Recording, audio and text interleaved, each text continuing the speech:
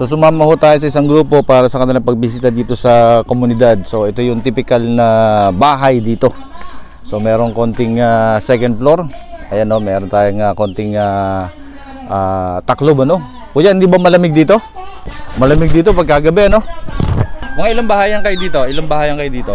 40 yata eh. 40 na bahay. Ay sa bilang mo kuya, ilan yung tao kasama ng bata at matanda? May 100 ba dito ang tao? Meron din siguro. Meron siguro, no? Ano usually na pinagkakabuhayan natin dito, kuya? Mga nagkakaingin wala. Nagkakaingin. O, tapos sa bayan na natin dinadala. Malakas ba ang kita? Ayos ba? Medyo. Ayos din, ano? Oo. Pero may mga tanim din kayo dito ng mga halaman, mga prutas, mga gulay.